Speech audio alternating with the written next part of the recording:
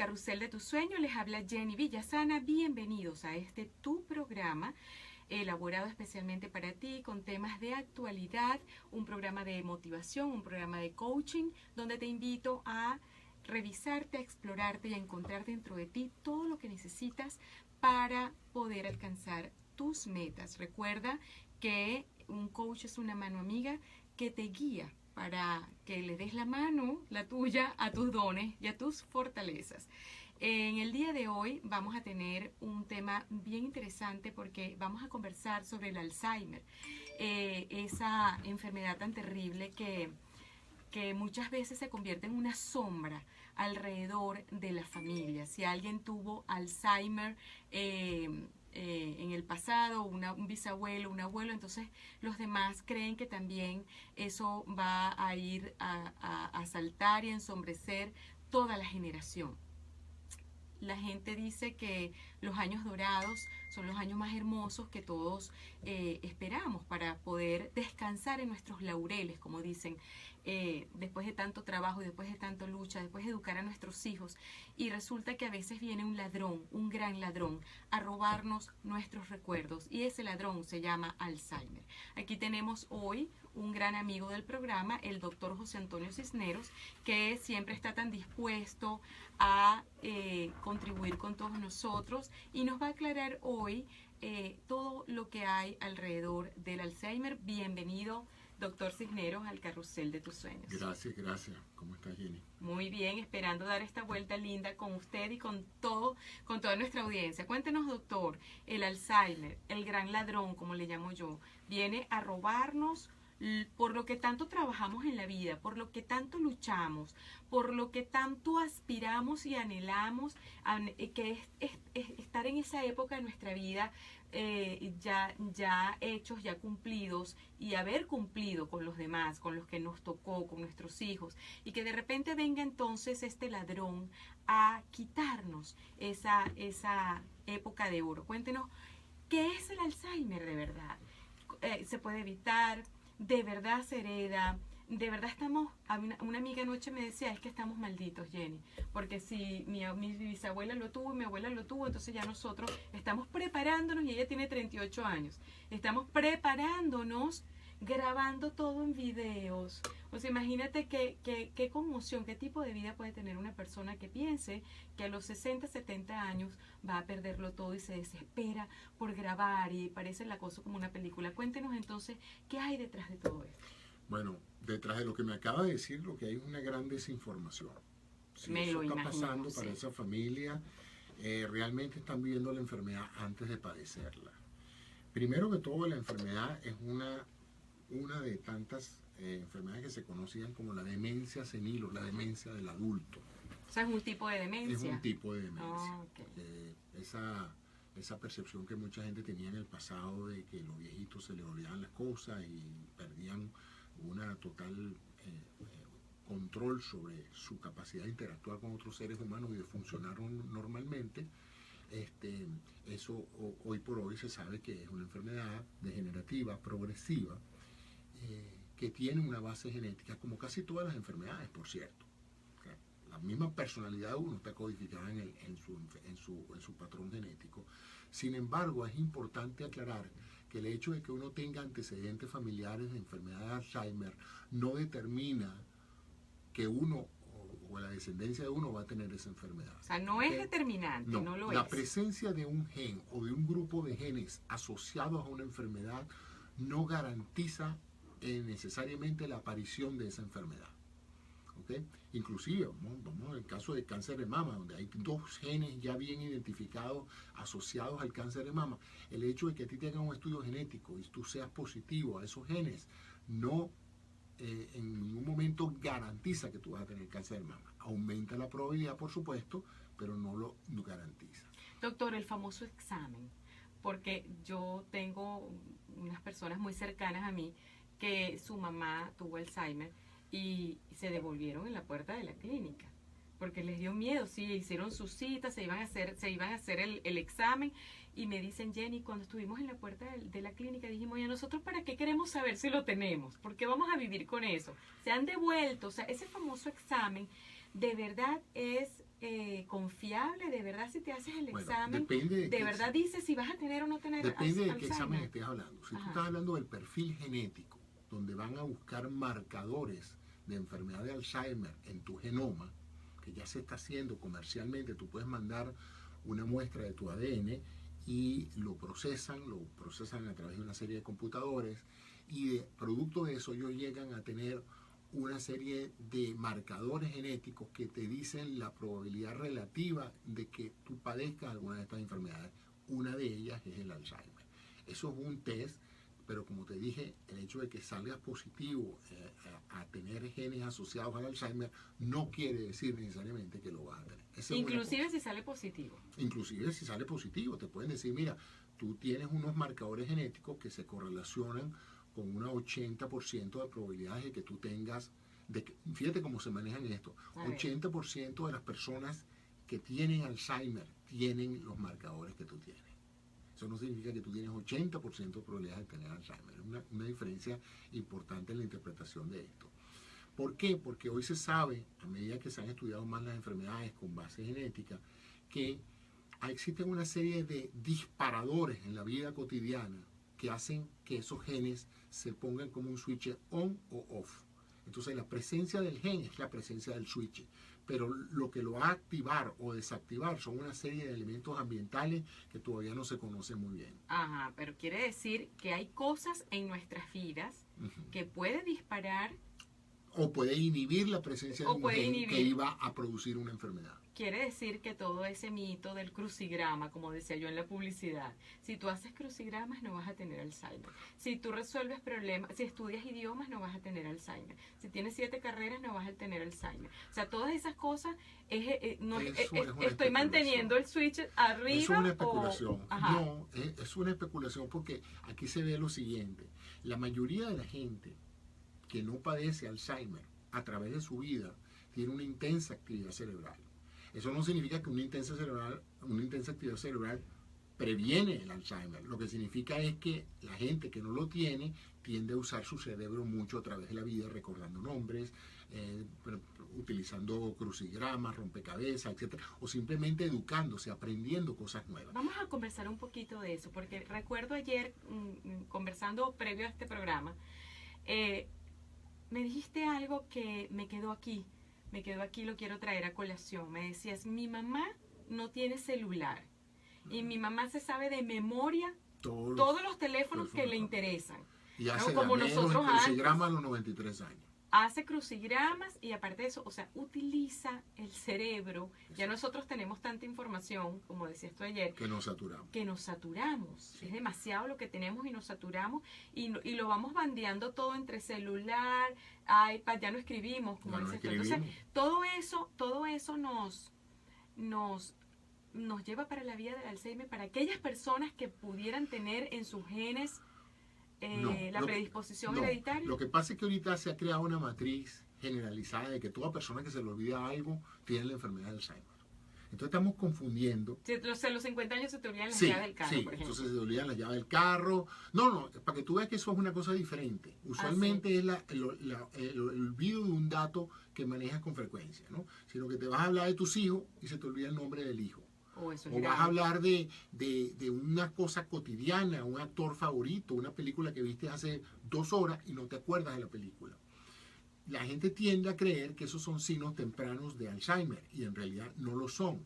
Eso puede darse por muchas otras razones, de orden metabólico, de prestar atención, de estar sobresaturado, de no prestarle atención a la película. Si tú estabas preocupado por otra cosa y viste la película, pero en realidad no estabas metido dentro de la película, es más, ni te molestaste mucho en entender si el título se correspondía a algo que se mencionaba en la película, es muy poco probable que tú recuerdes el título de la película. Entonces, no hay que confundir los olvidos transitorios de memoria, donde tuvo un momento dado por fatiga, por congestión, por esa sobresaturación de información que manejamos a diario, se te olvida un dato que deberías acordarte, a los cuadros que sí representan, que es la pérdida de la capacidad de funcionar socialmente. Tú vas a un sitio y no sabes por qué estás allí, pero no es que como uno a veces le pasa en la casa, que uno entra a un cuarto y... Que venía a "Mira, buscar ¿qué yo", venía?". exacto. Eso usualmente son distracciones. Yo te estoy hablando de la persona que se monta en su carro, va a un sitio y cuando llega ahí se da cuenta de que no sabe ni por qué salió ni Una qué está haciendo. desorientación total. Sí, la persona que empieza a no reconocer personas que le son familiares, ya no acordate del nombre, es que tú ves a alguien y le preguntas a tu hija, mira, ¿y quién es esa? Mamá, esa es tu hermana. ¿Entiendes? Cosas así, pues. Es una afectación progresiva que deteriora la capacidad del individuo de funcionar socialmente y de hacer sus tareas básicas, ¿no? Es progresiva, desde el punto de vista biológico es aparentemente producto de la deposición de ciertas proteínas en la neurona que van de una u otra manera destruyendo la capacidad de esa maravillosa célula que es la neurona para procesar información. Entonces es como una computadora que va perdiendo memoria y capacidad de procesamiento. ¿Por qué esa neurona no procesa la información? No se sabe todavía, pero básicamente es la concentración de esta sustancia que no debería estar ahí, una suerte de amiloide, una sustancia proteica que se deposita ahí y de alguna manera altera el metabolismo de la neurona normal y hace que ella eventualmente pierda la capacidad de interconectarse y de pasar información entre unas y otras. Acuérdate que las neuronas son como una suerte de redes de transistores que van transmitiendo señales unas con otras. Si un grupo significativo de ellas empieza a fallar, todas las funciones cerebrales asociadas a eso, te estoy hablando, y primero las intelectuales que son bastante complejas, pero eventualmente las motrices, las sensoriales, toda la capacidad del sistema. Sí, porque no solamente es la pérdida de la memoria, sino que se va perdiendo todo tipo de eventualmente capacidad. cada día que se va haciendo más progresiva, tú vas a perder todo y mueres precisamente por la falta de control incluso de las funciones respiratorias, de los procesos normales. Es como que se le olvida el cuerpo también. Mira cómo lo veo yo que estoy por el otro lado de la ciencia, ¿no?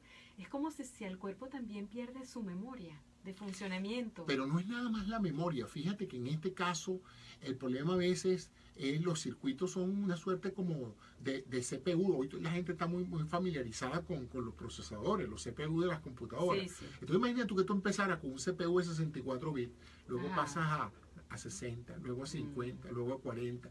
Llega un momento en que la computadora solo tiene 2 bits que funcionan, los demás no funcionan. Entonces ya no puede procesar información, ya no puede sumar, restar, calcular, no puede hacer nada.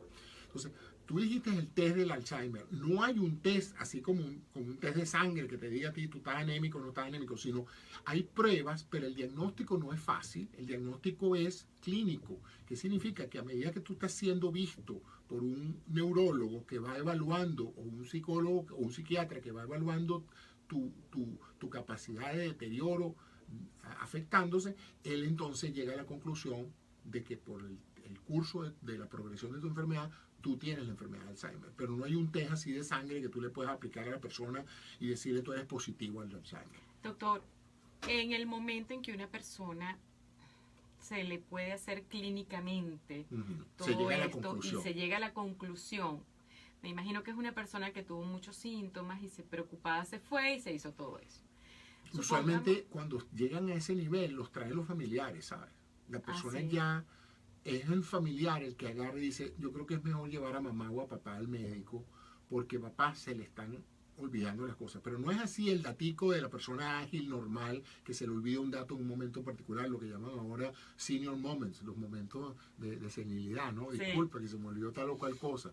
No, estamos hablando de personas donde ya la pérdida de memoria les incapacita para poder funcionar en el ambiente incluso hogareño. Ok, entonces supongamos que pasa todo esto, ¿no? Y esta persona es diagnosticada de esa manera. Una persona de 65 años, que todavía es una persona que, por Dios, puede dar mucho. Claro. ¿Qué debería hacer esa persona? Bueno, médicamente hablando, pues yo como por las emociones me puedo ir por muchos lugares, pero médicamente hablando. Médicamente hablando no tiene cura. Y ahorita no tiene ningún tratamiento que parezca efectivo. Básicamente hay una serie de estrategias que se están ensayando para tratar de mantener la funcionabilidad social del individuo con Alzheimer, estimulando una serie de las áreas que no han sido dañadas, mejorarlas. Es decir, si tú estás perdiendo la capacidad de aprendizaje, pues agarrar las zonas que todavía puedes aprender y las áreas donde todavía puedes aprender y estimularlas con actividades intelectuales, ¿verdad? Pero de que eso vaya a detener la enfermedad o hacerla regresiva, no hay evidencia científica por ahora que yo conozca de que tal o cual estrategia previene, detiene o revierte la enfermedad. Eso todavía no existe. Se está trabajando mucho en eso. También Entonces, ¿cuál sería la recomendación? Bueno, la recomendación básicamente es primero no obsesionarse con hacerse un test genético para ver si usted tiene los marcadores genéticos de Alzheimer. Porque el hecho de que los tenga no necesariamente implica que usted va a tener Alzheimer 10 o 15 o 20 años después. Hay un caso muy interesante, que uno de estos megamillonarios de una compañía de internet, Zuckerberg, en Facebook, sí. él se hizo un estudio de su genoma humano y él salió positivo a los marcadores de Alzheimer. Y él lo que hizo es donar millones y millones de dólares en investigación para eso, preveniendo que cuando él le dé, cuando tenga los 50 o 60 años, ya exista cura. Pero es que él está atribuyendo que él le va a dar esa enfermedad. Y lo que se sabe ahora, la gente que trabaja activamente en la investigación del genoma humano, es que no basta la presencia de unos marcadores genéticos para determinar con una gran certeza que la enfermedad va a aparecer. Muchas veces no aparece. Y la interpretación que le dan los científicos que trabajan en esto es que los genes funcionan como lo que te dije. La metáfora es la de unos switches que están. Para que ocurra tiene que estar el switch. Pero algo tiene que ponerlo en off o apagarlo, prenderlo o apagarlo. Y esas son situaciones externas que pueden ser estrés, medicamentos, sustancias químicas, radiación. ¿Qué sustancias químicas pudieran ser? Alguien me dijo, el alcohol. ¿Es posible que una persona que se vaya un poco más ya de ser tomadora social? El alcohol produce una demencia alcohólica. El alcohol en altas dosis mata a las neuronas. Entonces ahí tú estás también matando la capacidad de procesamiento de información cerebral porque estás matando a las neuronas con alcohol o con drogas heroicas o con... Básicamente, lo que ahí estás produciendo una demencia, pero no es Alzheimer. ¿Okay? Entonces, si supieras que es interesante ver que esta aparición de nuevas enfermedades en el ser humano en los últimos 100 años, que no existían antes o que no se veían tanto antes, fuera de las producidas por gérmenes y por bacterias y hongos y virus, etc. Sí. Esencialmente podrían estar ligadas a la presencia de químicos en el ambiente. Y desafortunadamente estamos inundados de químicos en todo. En aerosoles, en cremas, en pomadas. Y la gente tiene la percepción de que cada producto que sale al mercado, desde una bolsa plástica hasta una crema para la cara o un desodorante, está probado que no produce cambio genético. Y eso no es verdad. El análisis que ellos hacen es a corto plazo, tratando de buscar que no sea irritante, que no sea alérgico, o en un pequeño grupo de ratas, y luego lo prueban en humanos, prueban que no hace cambios importantes. Pero cambios a largo plazo, no ha habido tiempo suficiente para eso. Y la impresión de muchas personas que trabajan en estos campos es que quizás muchos de estos químicos son los que están actuando a nivel molecular como activadores de estos genes. Lo que pasa es que son tantos los productos que interactúan con nosotros. Mira nada más el área de detergentes y limpiadores en una casa. O si ves la mía, bueno, imagínate. Tú estás hablando de suavizantes, perfumadores de ambiente y todos, y la gente, yo alerto a la gente, muchos por vía inhalatoria. Porque eso, cuando tú hablas de ambiente, tú básicamente te estás respirando todo ese aerosol tú mismo. Y eso está pasando a tu sangre, está pasando a tu cerebro. Entonces, una recomendación que mucha gente está diciendo es trate de vivir lo más naturalmente posible. Trate de usar una menor cantidad de químicos en su vida, porque muchos de esos químicos que está usando... Bueno. Entonces, esencialmente yo creo que es esa la recomendación. En cierta forma, como te dije, hay que preparar más a la familia y hay que ofrecer cuidados paliativos, trabajar la esfera consciente mientras ella exista y prepararla a la familia para cuando el paciente ya pierde la capacidad de interactuar con otras personas, ¿no? Y cuando llega ese momento, pues no queda otro remedio que institucionalizarlo en muchos casos. Es una decisión difícil, pero es muy... si se deja al paciente con Alzheimer en etapas avanzadas dentro de la casa, enferma a la familia. Ajá, vamos a ese punto muy importante, porque de verdad que a veces vienen a mí preguntándome, oye Jenny, no, me hace sentir muy mal tener que despegarme de mi mamá o despegarme de mi papá o de mi abuelo y llevarlo a un lugar donde lo puedan atender. Entonces hay un sentimiento muy grande de culpa y lo que le pasó, no siguió mi consejo, no siguió el consejo de su psicólogo, no siguió el consejo de su médico y lo que pasó es que tuvieron un accidente feo, un acontecimiento feo en la casa porque el médico es el que sugiere el punto en el cual esa decisión debe ser tomada. Es una decisión difícil. Uno dice a veces, pero es que yo no quiero que abandonemos a nuestro papá. No, ya tu papá o tu mamá te abandonó a ti. Mentalmente ya ellos no se relacionan con los seres queridos. Se fue. Ya el cuerpo está allí, funcionan todavía, hablan. Es duro, porque uno está en el cuerpo, pero la mente, el alma de lo que los hacía ellos mismos, seres queridos, etcétera, ya no está en la mente. Ya ellos no pueden procesar esa información ni emitir opiniones, juicios, cariños, afectos, no tienen esa capacidad. Yo creo que cuando se llega a ese momento en que el consenso de los que viven con el paciente es que ya él se fue y lo que queda es ese personaje que progresivamente se va a deteriorar, llega el momento de dejarlos en manos de una institución especializada en el manejo y cuidado de estos pacientes. Lo ven físicamente en la casa, es sentadito, durísimo, y es muy duro. Pero la verdad es que no tienes por qué tener sentimientos de culpa. Esa persona, tu familiar, dio todo lo que tenía que dar y ese ha sido su destino.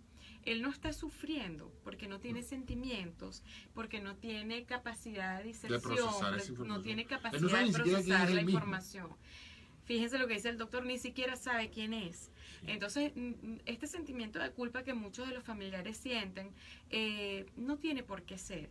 Lo mejor que puedes hacer por ti, por tu familia y por tu familiar, primero a él darle algo digno, porque en la casa no están especializados ni tienes la capacidad para poder lidiar con eso. Vamos a ponerlo en un lugar donde sí puedan lidiar con eso y tú siempre vas a estar ahí, pero ese sentimiento de culpa que es lo que más duele en los familiares, no, olvídate de eso. Olvídate de eso. Lamentablemente hay que aceptar que esa persona ya se fue. Doctor, en el caso de los que han sido diagnosticados, pero que bueno, que a lo mejor nunca pasa, a lo mejor no se dispara. Exacto. Eso. Tienen sus marcadores genéticos, pero nunca desarrollaron la enfermedad. Y en el caso de todos, realmente, ¿no? Vamos a hablar en términos generales. ¿Qué son las cosas que deberíamos de verdad hacer? Eso de estudiar idiomas, eso del crucigrama. Cuéntanos un poquito ya al final del programa, ¿qué de verdad hay en algunas de estas cosas que siempre nos han recomendado para evitar o alargar el Alzheimer? Bueno, no solamente el Alzheimer, cualquier proceso de deterioro de las funciones cerebrales. Recuerda que el cerebro es un órgano como es el músculo. Y todo órgano que no se utiliza se atrofia. Si tú agarras un músculo y no lo utilizas, no ejercitas el músculo, no lo mueves, no lo flexionas, no lo estiras, ese músculo se atrofia y llega un momento que pierde su función. El cerebro es igualito. El cerebro es un órgano complejo que tiene una actividad química y eléctrica que funciona procesando información. Mientras tú más información le suministras al cerebro y lo pones a pensar, lo ponemos a pensar, el cerebro se ejercita, establece nuevas conexiones entre las neuronas, las hace más reactivas, las hace más alertas. Estoy hablando no de una ni de dos, de cientos de millones de neuronas, y eventualmente la integridad del órgano se preserva. Por eso usted decía, las viejas generaciones eran generaciones que tenían que aprender cosas, memorizar cosas, y funcionaban en entornos sociales que exigían la lectura de rostro, la interacción con otros seres humanos, una vida social. Esa es una de las razones por las cuales se atrofia el cerebro de una persona que la ponen en solitario en una cárcel, ¿Por qué? Porque con una ausencia de sensorio, de estímulos externos, el cerebro se va perdiendo su capacidad de procesamiento. Entonces, yo recomendaría, por ejemplo, el Internet, de una u otra manera, es un gran estimulador. ¿Ah, sí? Bueno, sí, porque es mejor que la televisión, porque la televisión es unidireccional. En la televisión tú eres un receptor pasivo de lo que te transmite. Claro. Por eso que la gente se duerme viendo televisión. Claro. Por eso que la gente pone el televisor para sedarse, porque si el programa no es muy exigente, no es un documental o no es nada que te ponga a pensar, tú prácticamente que pasivamente puedes sentarte a descansar viendo un programa de televisión. Cuando tú estás activamente estimulando tu cerebro, estimulando tu curiosidad natural.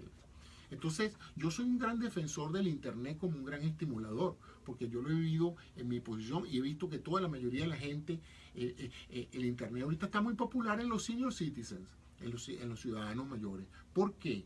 ¿Qué interés? Pues, bueno, porque es una fuente inacabable de información y de noticias y de todo ese tipo de cosas. El estudio de idiomas, por ejemplo. Igual, el aprendizaje es un idioma, el aprendizaje es un nuevo hobby. La gente que se dedica a aprender cosas, a buscar cosas que no conocía antes, o sea, todo a lo viajar. todo lo que realmente significa aprender. Y todo lo que te ponga a pensar. Ajá, aprender pensando, claro. Por ejemplo, fíjate tú, los crucigramas quizás no te enseñen mucho y no sea un gran aprendizaje. Pero tienes que pensar muchísimo. Pero tienes que pensar muchísimo, ¿entiendes? Un crucigrama, un damero, todo ese tipo de juegos mentales. Bueno, amigos, mentales. ya llegando a la final del programa, este es uno de los programas en los que quisieras tener muchísimo más tiempo. Muchísimas gracias por la audiencia. Recuerda que me puedes contactar por jenny_villasana@hotmail.com y que te invito a seguirme en Instagram @jennyvillasana y también estamos en el canal de YouTube del Carrusel de tus Sueños. Así que muchísimas gracias por estar aquí y los espero el próximo miércoles a la 1:30 de la tarde por Cadena Azul.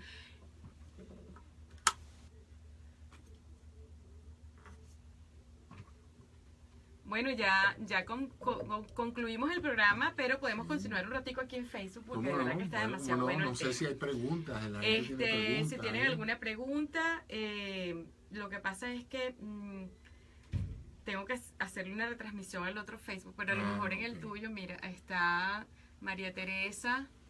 No, yo voy de aquí. María Teresa. Bueno, pero en cualquier caso, sí. Lo importante es que la gente no debe desarrollar una mentalidad obsesiva en relación con esta enfermedad.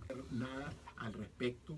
Si usted va a tener Alzheimer, tiene los marcadores y tiene los activadores de esos genes, lo más probable es que la enfermedad ocurra y por ahora no tiene cura ni tiene forma de prevención. Lo demás son todas especulaciones, pero no ha habido un estudio control donde digan si la gente que hace estos exámenes y esto es gimnasia mental, hay sitios de estimulación cerebral donde la gente puede ir a utilizar su cerebro. Las matemáticas, por ejemplo, es una gran ventaja. La generación de antes no tenía calculadora. Mamá calcula a los 93 años. Mamá, tú le dices cuánto es tanto por tanto y suma tal, y mi mamá tiene que hacer la suma mentalmente, porque ella no tenía calculadora. Claro, ella no aprendió cómo se hacía de otra manera, sino sacando la cuenta. Pues. En cambio yo no, pues yo agarro mi calculadora, ¿entiendes? Claro. La tengo en mi teléfono, la tengo en todas partes. Yo no me voy a sentar a calcular nada, yo simplemente uso una calculadora. Pero la actividad cerebral necesaria para calcular cifras o divisiones, etcétera, es intensa. Entonces eso estimula la conducción eléctrica, la producción de químicos cerebrales, mantener una buena dieta, esencial. Hablemos un poquito de la comida. A ver, claro. La verdad es que somos lo que comemos. Y fíjense que hasta para las enfermedades mentales es importante tener una vida sana. Vamos a hablar un poco, entonces, las grasas. ¿Qué sería detonante? Una comida variada con todos los 3 grupos fundamentales, pero los que están trabajando muy duro en eso dicen que cuidado si muchos de los detonantes, esos que activan esos genes que te están hablando, son químicos en la cadena alimenticia. Es decir, sustancias que están usando como preservativo, todo ese poco de químicos que ustedes ven en la etiqueta de un producto, de una conserva. Yo digo que hay que usar esa regla que dice todo alimento que no se pudre en 24 horas, algo tiene. Porque los alimentos normales, naturales y orgánicos se dañan. Cuando tú tienes una manzana que dura 3 meses verde, sea, ¿cómo cuando puede tú ser tienes un posible? cambur que nunca se pudre, cuando Sí. tú tienes una ensalada que no hay forma ni manera de que se le salgan hongos, Plástico. algo tiene, y ese algo que preserva el alimento te puede estar haciendo daño a ti. Entonces hay una cadena una tendencia natural ahorita en el mundo a comer sano, a comer comidas naturales orgánicas, a evitar en lo posible el consumo de todo lo que sea químico. Pero como te dije, no, es difícil. Lo tenemos en la alimentación, lo tenemos en las sustancias que usamos a diario, lo tenemos en los limpiadores, aerosoles, perfumadores, en los químicos en los cuales entramos en contacto. Entonces, es difícil para la industria incluso detectar cuál químico puede en 20 años de uso producir cáncer, por ejemplo. Oye, tendrías que tener un estudio control de gente que usó el químico y que no usó el químico y luego a los 20 años, porque es lo que te quiero decir, no lo puedes hacer en 6 meses y ver si el químico produjo cáncer o no. Eso sería la parte más sencilla. Son cambios a largo plazo, contactos de exposición a largo plazo que hacen en un momento dado posible que un gen se active. El gen tiene que venir genéticamente, lo heredas tú de tu madre o de tu padre, pero el gen tiene que ser activado. Son muy pocas las enfermedades genéticas donde la sola presencia de un gen es garantía de que la enfermedad ocurra. Bueno amigos, yo creo que ya tenemos como un overview de lo que Bueno. es el Alzheimer y qué es lo que realmente pasa